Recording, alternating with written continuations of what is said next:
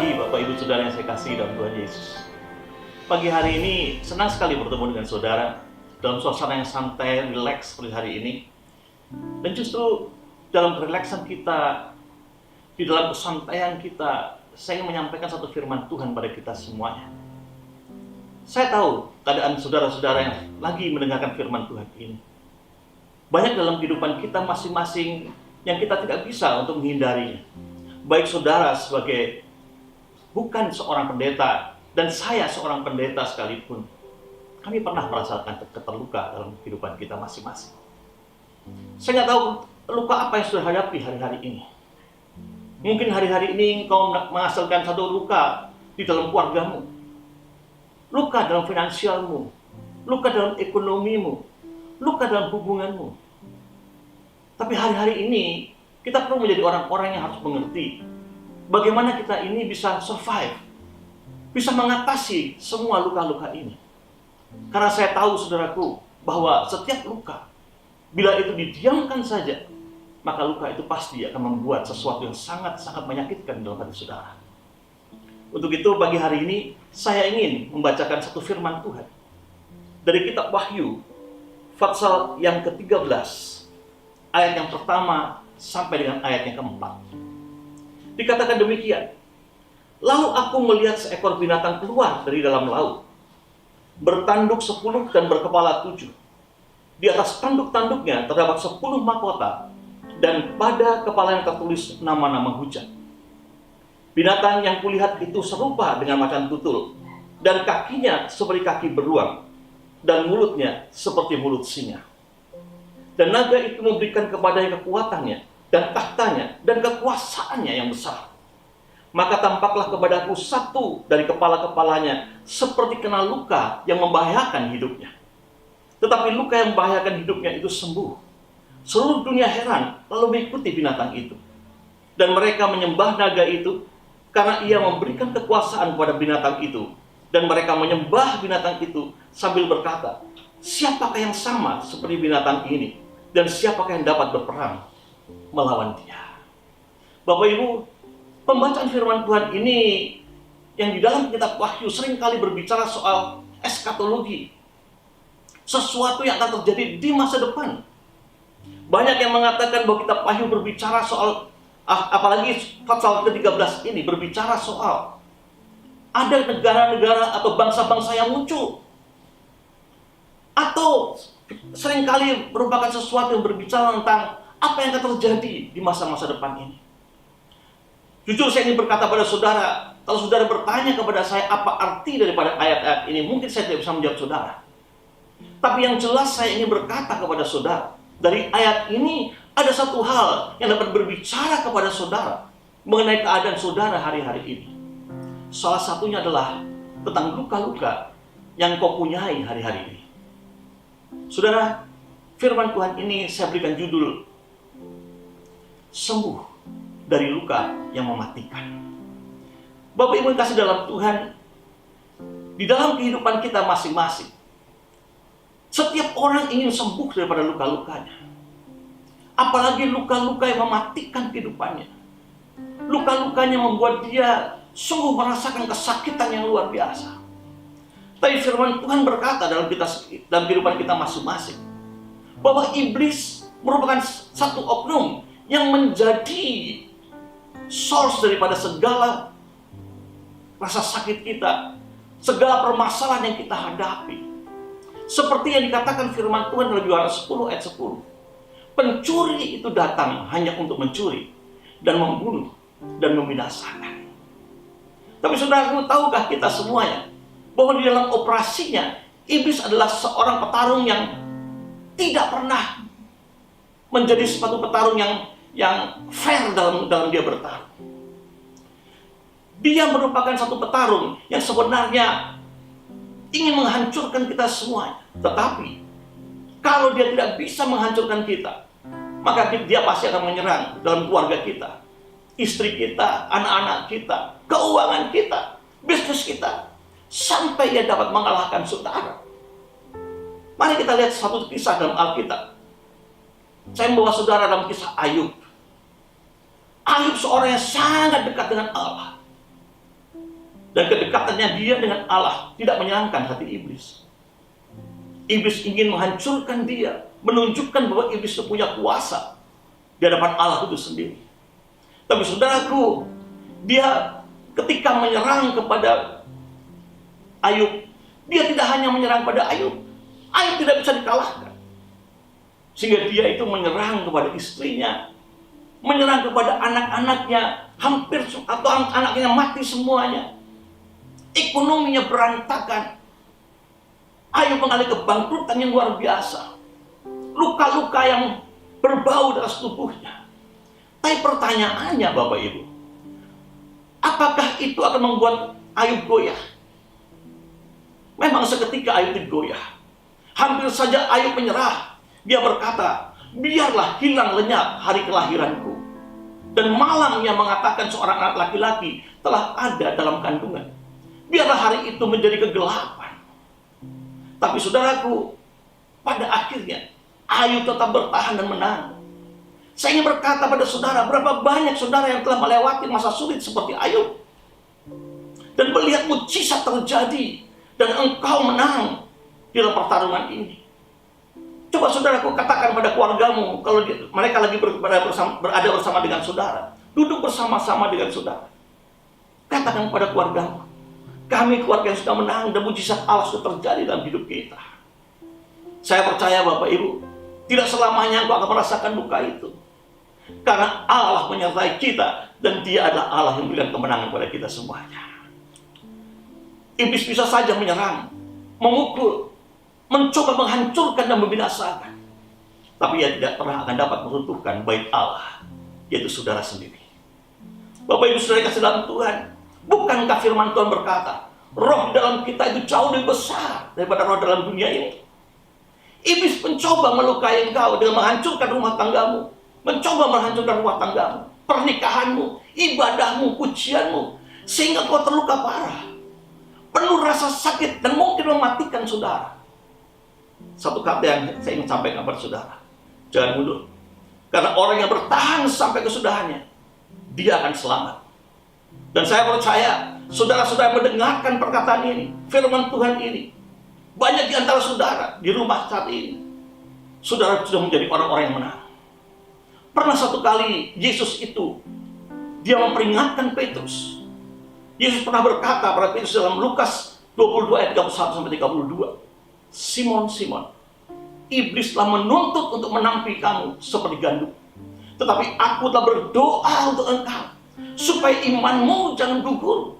Dan engkau, jikalau engkau sudah insaf, lakukanlah, berikanlah kekuatan kepada saudara-saudara. Yesus tahu ada waktu di mana Petrus akan ditampi oleh iblis. Yesus tahu betapa Petrus akan digocor, ditampi seperti gandum. Tapi satu hal Yesus katakan, Petrus, aku tahu kekuatanmu, tetapi aku telah berdoa bagi engkau. Berdoa bagi Petrus. Dengar Bapak Ibu, doa akan membuat suatu perubahan. Setiap doa teman-temanmu, doa daripada istrimu, doa daripada anak-anakmu, itu akan membuat perubahan dalam hidupmu. Bila Anda sedang terluka seperti mati rasanya, mintalah temanmu, keluargamu, komunitasmu untuk berdoa bagimu. Karena doa orang benar, kalau dengan yakin didoakan, besar kuasanya. Kesembuhan akan datang, restorasi akan terjadi, dan imanmu akan diteguhkan bila engkau tidak menyerah. Bapak Ibu, saya ingin berkata pada kita semuanya. Dikatakan di dalam Yesaya 53 ayat 5. Tetapi dia tertikam oleh karena pemberontakan kita. Dia diremukkan oleh karena kejahatan kita. Ganjaran yang mendatangkan keselamatan bagi kita ditimpakan kepadanya. Dan oleh bilur-bilurnya kita menjadi sembuh.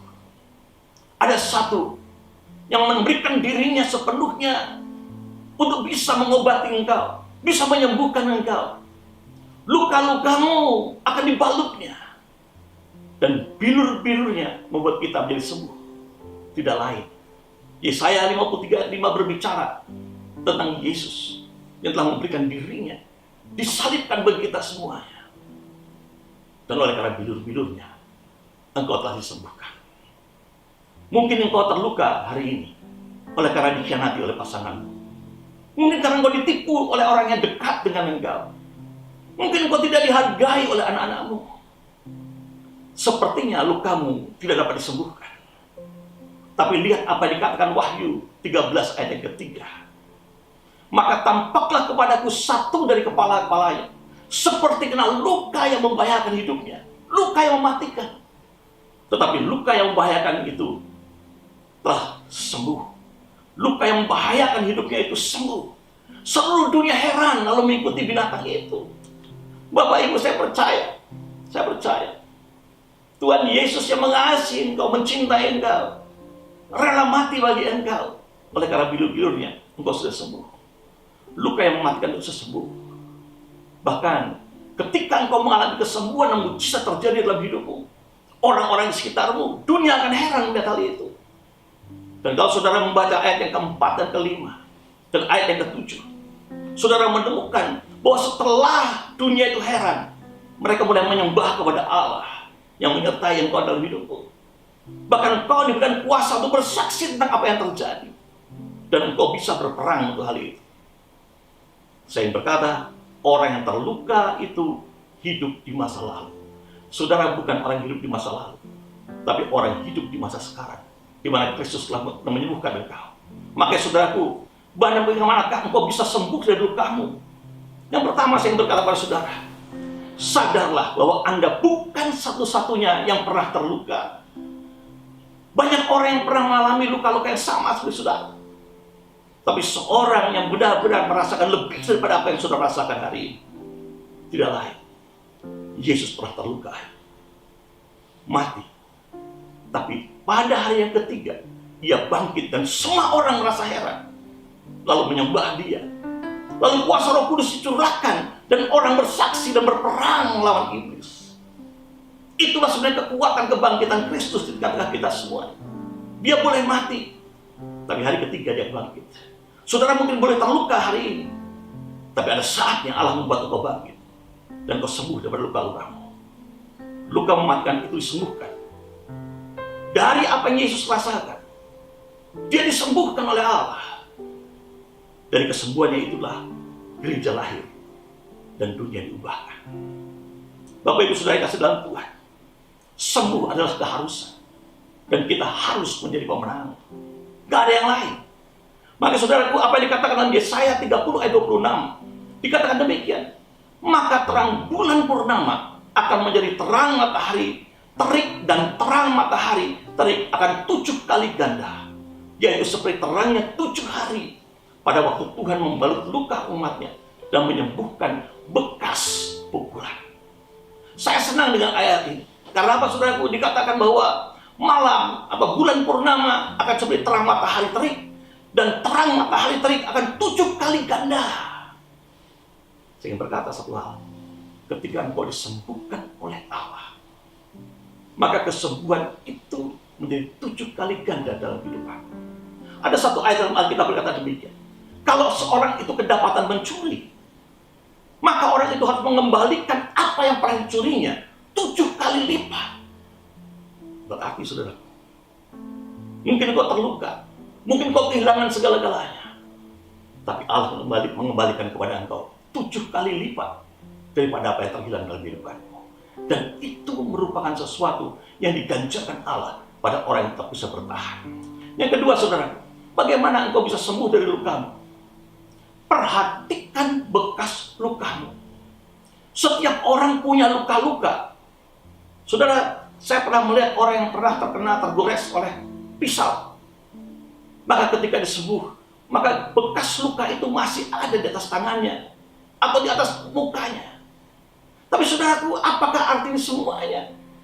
Dengar baik-baik Bapak Ibu. Ketika Tuhan Yesus bangkit daripada kematian, luka-luka yang disembuhkan, tetapi bekas lukanya masih ada. Sering kita tidak mau ketika kita dipulihkan dan masih terlihat bekas-bekas luka kita. Tapi Yesus tetap membawa luka itu. Tangannya yang terluka lubang di dalam tangannya merupakan satu hal yang sangat luar biasa bagi dia. Dia pergi ke loteng atas, bertemu dengan Thomas. Dan dia berkata, lihatlah lubang dalam tanganku, bekas luka. Apa yang terjadi kemudian, saudara? Thomas bertobat. Sehingga berkata pada kita semuanya, jangan pernah kau malu tentang bekas-bekas luka dalam hidupanmu. Karena bekas-bekas luka dalam hidupanmu menunjukkan bahwa Allah telah bekerja dalam hidupmu, menyembuhkan engkau. Dan bekas-bekas luka itu justru akan menjadi satu kesaksian bagi orang banyak untuk bisa mengenal Allah lebih. Seringkali kita ingin sembuh tanpa ada bekasnya. Tapi dengar baik-baik, bekas luka adalah bukti bahwa Tuhan telah menyembuhkan Anda dari luka-luka yang mematikan. Jangan mundur. Jangan kau surut kalau kau terluka. Tapi kau perlu menjadi orang-orang yang berkata pada Tuhan, Tuhan, aku akan menunjukkan bekas luka-luka seperti engkau menunjukkannya itu kepada Thomas.